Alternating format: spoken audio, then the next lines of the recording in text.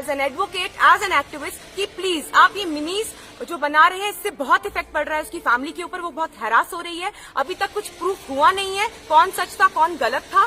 अस्सलाम वालेकुम दोस्तों, मुझे उम्मीद है आप सब ठीक होंगे, अच्छे से होंगे। दोस्तों आप देख रहे हैं जेके न्यूज अलर्ट अपडेट्स अपने भाई इरफान के साथ। दोस्तों इस वीडियो में हम बात करने वाले हैं आसिफा बशीर के बारे में, जिसने अपने हस्बैंड को चाकू से वार किया था। दोस्तों सभी लोगों ने अपनी अपनी जगह कमेंट्स किए थे। दोस्तों कुछ यूट्यूबर्स ने उसके खिलाफ वीडियो बनाया था और कुछ पेज वालों ने भी उसके खिलाफ वीडियो बनाया था और कुछ यूट्यूबर्स ने उस वीडियो को जोक्स भी बनाए थे, मीम्स भी बनाए थे। दोस्तों अब उसकी जो लॉयर है उसने क्या कहा है उन पेज वालों से, उन यूट्यूबर्स से जिन लोगों ने उसके खिलाफ कुछ अनाप शनाप कहा था। दोस्तों जब आप इस वीडियो को देखोगे आप लोग हैरान हो जाओगे। वीडियो को एंड तक जरूर देखना, आपको सब कुछ समझ में आ जाएगा। चलो दोस्तों पहले हम इस वीडियो को देखते हैं, उसके बाद हम बात करते हैं। मैं यहाँ पे एज ए एक्टिविस्ट आई हूँ, सोशल एक्टिविस्ट।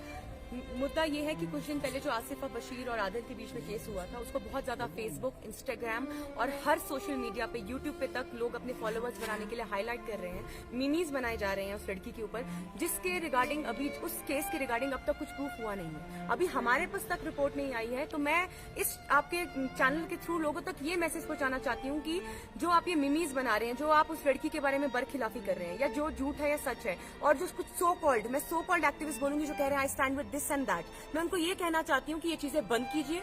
आपके पास कोई प्रूफ नहीं है, अभी इवन किसी के पास कोई प्रूफ नहीं आया है कि कौन गलत था कौन सही था।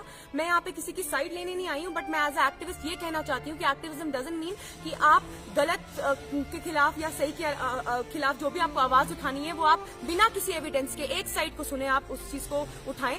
मेरा बस यही रिक्वेस्ट है सोसाइटी से कि अभी कोर्ट ने कुछ प्रूफ नहीं किया है, अभी तो पुलिस से तक रिपोर्ट हमारे पास आई नहीं है, लेकिन सोसाइटी ने, जैसे कि सोसाइटी का काम है, पहले ही जुर्म करार कर दिया है आसिफा बशीर को।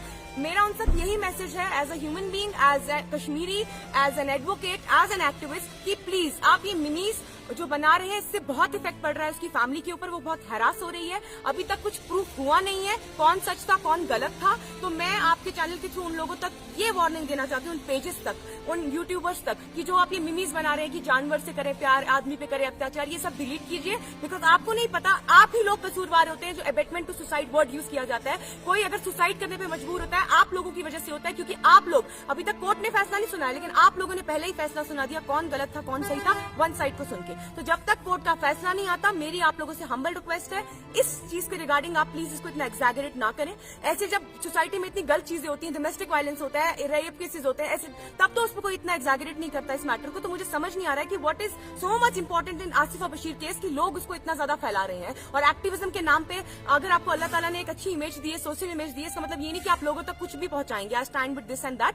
आप सही के साथ खड़े रहिए, आप ये बोलिए कि जस्टिस मिलना चाहिए, ट्रुथ जल्दी रिवील होना चाहिए, और हम as advocate, as a law people पूरी कोशिश करेंगे कि हम सच लोगों तक आए। दोस्तों आपने इस वीडियो को देखा है, आपकी क्या राय है इस वीडियो के बारे में? कमेंट सेक्शन में मुझे जरूर जवाब दीजिएगा। दोस्तों मेहरबानी करके इस वीडियो को ज्यादा से ज्यादा शेयर करना। चलो दोस्तों मेरा आज का वीडियो इतना ही, मिलते हैं किसी अगले वीडियो में। तब तक के लिए अपना ख्याल रखना और अपने भाई को दुआ में याद रखना। बाकी अस्सलामु अलैकुम।